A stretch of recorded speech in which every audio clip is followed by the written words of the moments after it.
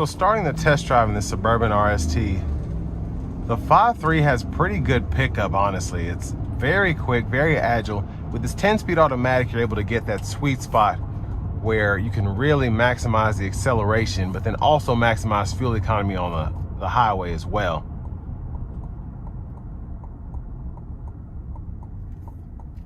But a pretty smooth ride here. These ride so nicely, the Suburbans and the Tahoes do, so I'm not surprised by that, but it is comfortable.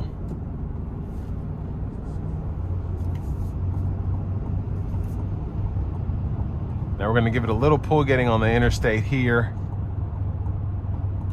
Gonna give myself a bit of space.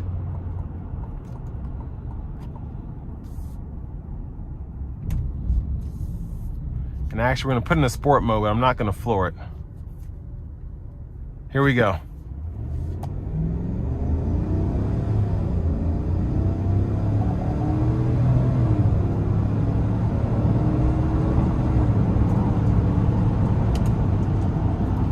So pretty quick getting up to speed again with little effort. But I want to give a huge thanks to Chevrolet Buick GMC of Murfreesboro for allowing me to review the Suburban today. I'll leave a link below in the description. If you're looking to find the best price on one of these closer to home, click that second link down below. It takes just a minute to fill out your information, and I'll make sure the local dealers are fighting to get to the best price on this or whatever new vehicle you might be interested in. But she floats down the road as I would expect. It's a very nice ride here.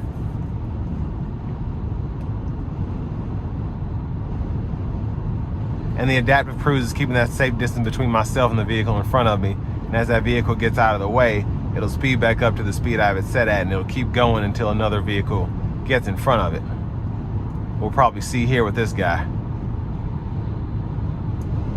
Then it comes back on and it'll basically slow me down for the most part.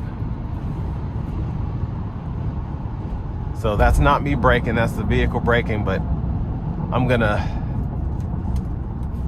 let off here or turn the adaptive cruise off here because it works, but I never fully trust it. It's just very dangerous to let the vehicle stop for you. In my opinion, it's kind of just there for emergencies. Now for this price point, I think you get a pretty solid vehicle.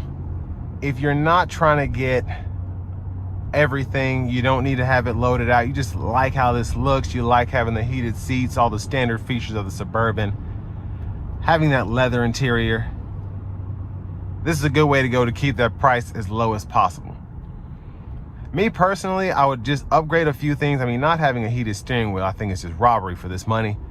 And I hate to talk bad about a manufacturer, but GM does this every so often where they will take something that they have no business taking away from the customer and then still charge these outrageous prices. Like if I'm, wow, what the heck was that, a bug or a rock? If I'm paying 75 grand for a vehicle, I just feel like I should have a heated steering wheel. I feel like it's not that big of a deal, but not having that button here is criminal.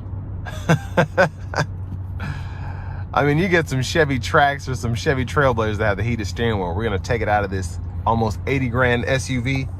It's just wild. And a lot of people don't necessarily use it, they won't miss it, but why not just have it there? It's 2025 on a Suburban, specifically one that is not an LS. We should have a heated steering wheel. The chip shortage is over. There's no excuse. But yeah, other than that, I mean, it's a pretty nice spec here. Again, I love the black on black with the red stitching. I love it that we have the wireless charging pad here. The all-weather mats are included in the price here, and those are a must for me. The funny thing is, I didn't realize I needed them until I had them in my Mach-E, and now I can't have carpet on my my vehicle because my floor mats will never get clean. Especially some of the car washes around here have taken away the little floor mat cleaner. You used to be able to just stick a floor mat in this whatever it was, like a machine, that would just vacuum it out for you. You put it in 2-3 times and it was clean.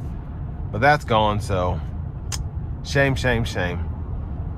But back to the Suburban. I think if you're in the market for this, or you're looking at an Expedition Max, or even a Wagoneer, this is a good option, especially if you want to keep that naturally aspirated V8 and you want something that looks good coming down the road. So with all that being said, this will bring me to the end of my review of this 2026 Chevy Suburban RST.